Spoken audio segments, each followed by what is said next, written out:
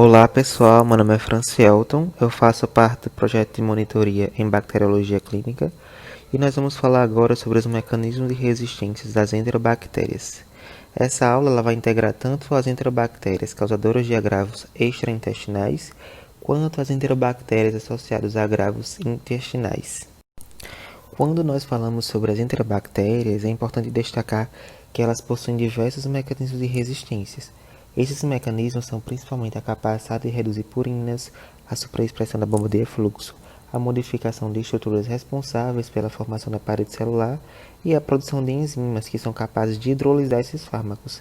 Esse último que eu destaquei vai ser um dos principais mecanismos que nós vamos destacar nessa aula. Começando agora sobre os que são as beta-lactamases. Elas são enzimas que catalisam e hidrolisam o anel beta-lactâmico. Com isso, vão impossibilitar a atividade antimicrobiana. Ela se configura principalmente como um mecanismo de maior frequência e relevância em bacilos gram-negativos.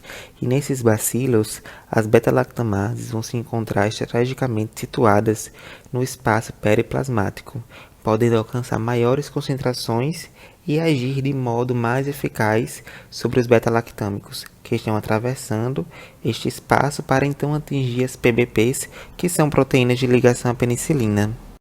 Com relação à classificação, nós vamos utilizar a classificação de Amber, que separa as beta-lactamases em 4 classes. A classe A são as beta-lactamases de espectro ampliados, as ISBL, as penicilinases e carbanicilinases.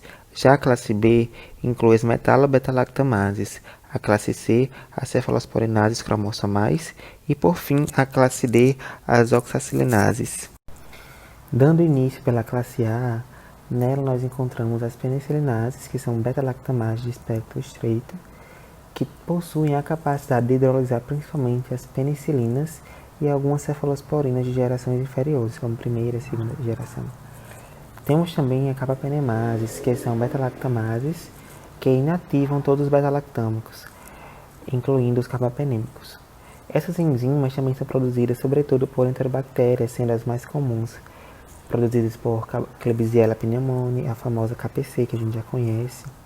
E por fim, nós ainda temos as beta-lactamases de espectro estendido ou ampliado, que são as ISBL, que possuem um espectro de inibição bem maior do que as penicilinases, sendo assim capazes de hidrolisar todas as penicilinas, incluindo as associadas a inibidores de beta-lactamase, quase todas as cefalosporinas e o astreonam. Quando falamos sobre identificação laboratorial das ISBL, é importante lembrar que elas são caracterizadas por promoverem a hidrólise de cefalosporinas de terceira geração. Sendo assim, elas são sensíveis à cefoxitina, mas também hidrolisam o astreonam. E elas ainda apresentam o grupo serina como componente estrutural, possuindo assim sensibilidade aos inibidores de beta-lactamase. E é importante destacar que a grande maioria das ISBL elas vão hidrolisar também as cefalosporinas de quarta geração. Quando falamos dessa identificação laboratorial, é importante lembrar que é o uso da técnica de discoaproximação, de aproximar esses antibióticos. A gente consegue ver essa diminuição dos halos, né? E a gente consegue ver essa diferença nos halos, e que a técnica é demonstrada nessa figura ao lado. Já na identificação laboratorial das KPCs, é importante lembrar que elas apresentam a sensibilidade in vitro aos inibidores de beta-lactamases e fenotipicamente essa determinação é feita a partir do teste Rodman modificado, o que é realizado a partir do CMEIO, uma placa de Argand-Miller-Hinton, e é realizada uma extensão ou suspensão de E. coli, ou seja, é utilizado o Escherichia coli, acompanhando-se esse repique na forma de estria vertical da colônia suspeita para a produção dessa KPC. E com isso um controle positivo associado. Após essa etapa de semeio, deve-se adicionar ao centro da placa um disco de ertapenem, incubando então essa placa em uma temperatura de 35 graus por um período de 18 horas. E essa prova é definida como positivo, ou seja, um resultado positivo, quando se observa a formação de um trevo nas bordas da estria do inóculo suspeito, bem como demonstrado nessa figura ao lado. Dando continuidade à classificação, na classe B nós encontramos as metalo-beta-lactamases, as MBL. Elas hidrolisam todas as os beta-lactâmicos existentes comercialmente no mercado, exceto o ácido treonan, e elas são inibidas principalmente pelo ácido EDTA ou por compostos derivados do ácido teolático, não sofrendo ações dos inibidores cianino-lactamases como o ácido clavulônico. Dando continuidade à identificação laboratorial dos ML, prepara-se então a suspensão da bactéria suspeita, e então essa suspensão ela é semeada no agar Miller-Hinton. Já em seguida, acrescenta-se nesse agar Miller-Hinton um disco de carbapenêmico, e em paralelo a esse disco de carbapenêmico, do ertapenem no caso, é adicionado outro disco do ertapenem, só que esse disco de ertapenem ele vai estar saturado com uma gota de solução EDTA. Após isso, essa placa é incubada a 35 graus por 18 horas. E com o resultado, se for positivo, é possível observar que há a presença de um halo maior nesse EDTA, se for positivo, né? Se não for positivo, não haverá mudança. Na classe C, nós temos a presença das AMP-C, que vão hidrolisar as penicilinas, incluindo os inibidores de beta-lactamase tradicionais, como ácido clavulânico, subactam, tazobactam, bem como as cefalosporinas até a terceira geração.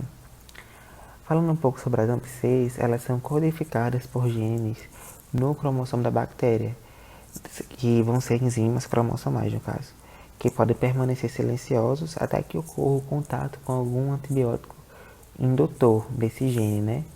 O grupo com as bactérias que tradicionalmente possuem esse gene é também conhecido pelo MySpace. Ou seja, né, é como se fosse uma sigla para alguns tipos de bactérias, como a Morganella, Yersinia, Proteus, Providência, Aeromas, Citrobacter e Enterobacter. Além de outras enterobactérias como a Salmonella e a Shigella.